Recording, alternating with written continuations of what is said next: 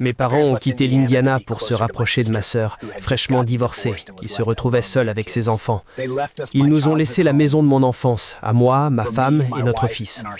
Ma chambre d'adolescent n'avait jamais été touchée depuis mon départ à la fac. En la vidant pour en faire la chambre de mon fils, je suis tombé sur un vieux carnet rouge. Les dernières pages étaient couvertes de gribouillis d'enfants, des jeux de gamins, morpions, pendus, dessins maladroits. Rien d'anormal.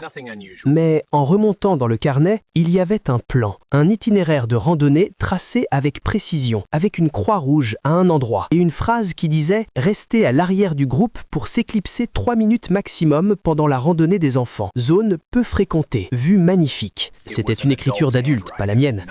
Sur une page, il y avait une date, été 2003. J'avais 11 ans.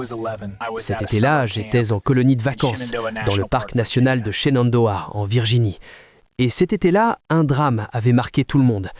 La femme d'un moniteur, elle aussi présente comme encadrante, était tombée d'une falaise pendant une randonnée. On avait parlé d'un accident. C'est là que le souvenir du carnet m'est revenu.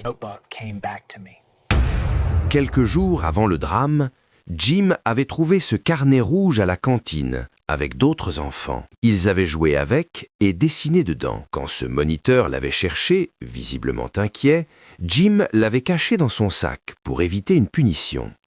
Sans y penser, il l'avait ramené chez lui et l'avait complètement oublié. Des années plus tard, le plan prenait enfin un sens. L'itinéraire dessiné correspond exactement au parcours de la randonnée de ce jour-là. La croix rouge indique l'endroit précis où la femme est tombée. J'ai contacté une amie policière. Le carnet seul ne suffisait pas, mais il permettait de vérifier tout le reste. Les archives de la colonie ont révélé un détail crucial. Ce jour-là, le moniteur n'était pas censé fermer la marche. Pourtant, il avait insisté pour rester à l'arrière du groupe, prétextant un malaise. Sa femme se trouvait avec lui. D'autres anciens enfants se souvenaient d'une violente dispute entre eux, quelques jours avant l'accident. Les documents financiers montraient de lourdes dettes et une assurance vie récemment souscrite au nom de sa femme. Le carnet ne proposait pas une hypothèse, il décrivait une organisation. 20 ans après les faits, le dossier a été rouvert. Et cette fois, il n'était plus question d'un accident.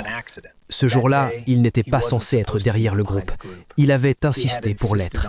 Et quelqu'un est tombé. Sans le savoir, j'ai emporté les preuves d'un crime pendant 20 ans. Likez et abonnez-vous pour suivre les prochaines histoires.